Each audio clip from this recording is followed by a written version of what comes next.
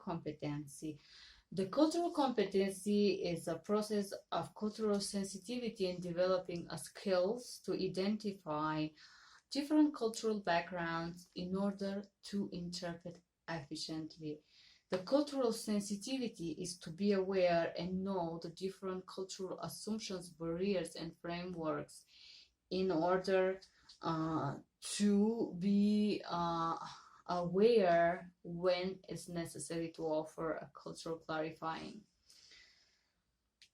The cultural barriers are something that it could be a framework, beliefs, prejudice in the culture of someone that can act as a barrier of communication, misunderstanding.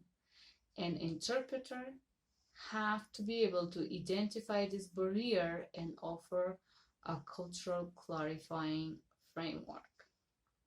Okay, the biometric culture is a quality that interpreters have in order to offer efficient and accurate interpretation. The cultural biometry means that the interpreter is aware of his own culture, cultural background, and beliefs. The interpreter study and understand how the cultural backgrounds can positively or negatively impact the communication process and is able to intervene and build a bridge, cultural bridge communication where these barriers are eliminated. Wonderful. What the cultural broker does.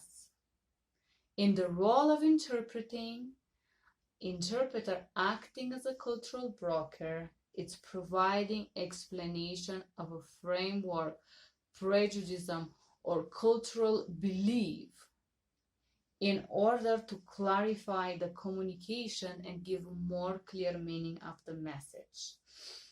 In order to be a good cultural broker, the interpreter needs to have awareness of his own culture, limits, and beliefs. It needs to understand, number 3, the non-verbal communication and how important is the cultural factor in interpreting field, non-verbal communication, in order to interpret accurately, okay? And the third or the fourth, understand the patient culture and how this can facilitate the communication, guys. Remember, we're offering a cultural background clarification or a frame only if that's gonna facilitate the communication or add meaning when it's necessary. So how to have a cultural competency and what a cultural competency means. In order to be culturally competent, we need to have an internal introspection, self-awareness of our own culture, customs, and belief. From our background, we have to know and understand ourselves.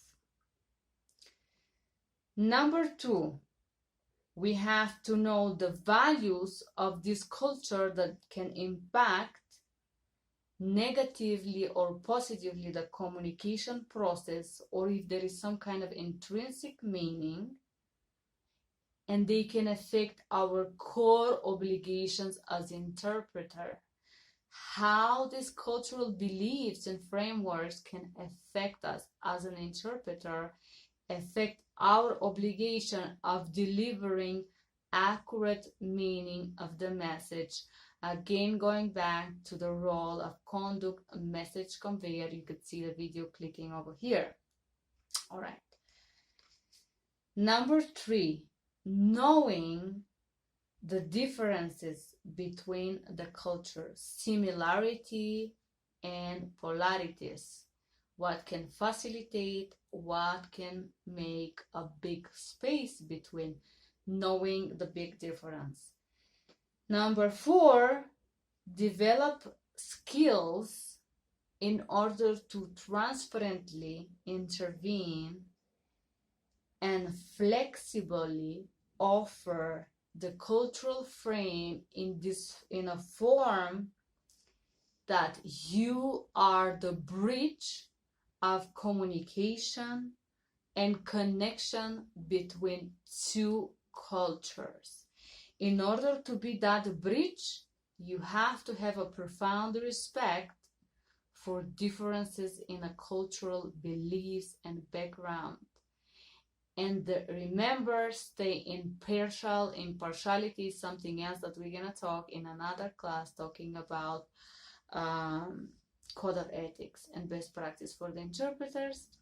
But so this is how we develop cultural competency and how we do our best to develop our cultural knowledge and a background in order to understand and communicate in an effective way, delivering transparently meaning of the message, especially in the medical. It's very, very important.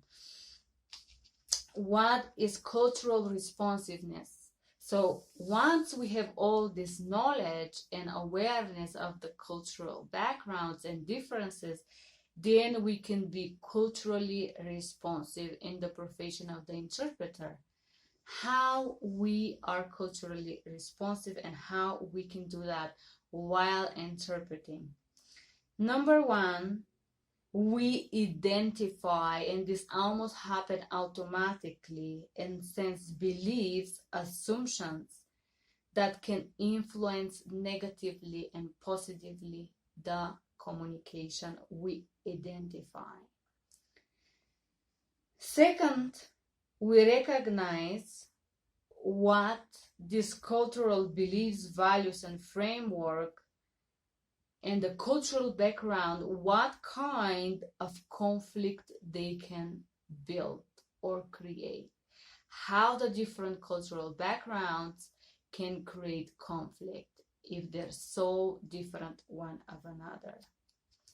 Number three, we monitor for different not understandings or embellishment or different problematics that can become because we do not communicate a cultural barrier. We do not clarify that because we don't care enough.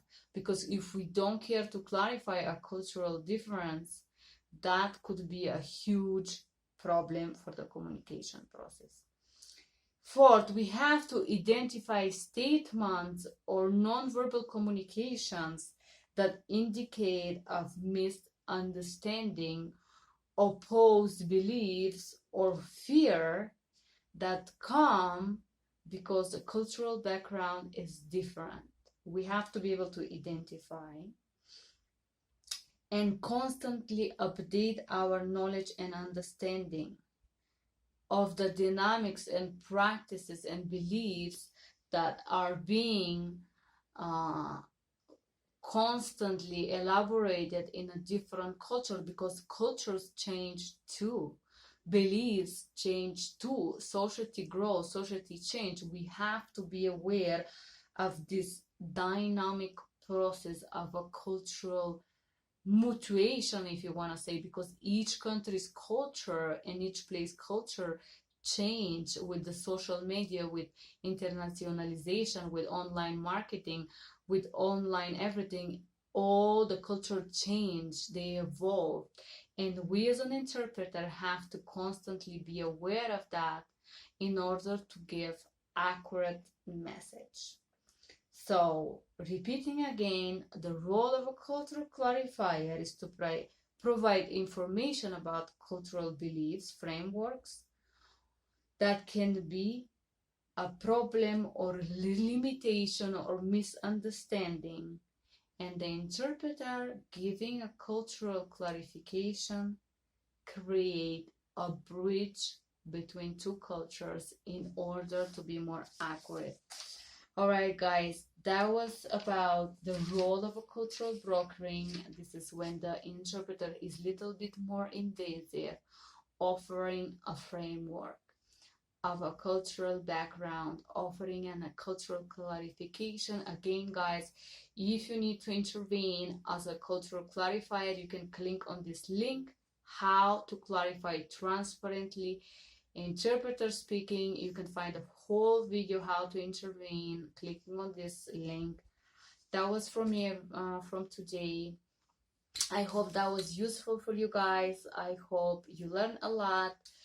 Press like, share, subscribe. Thank you for being here, and I hope you find that useful. Bye bye.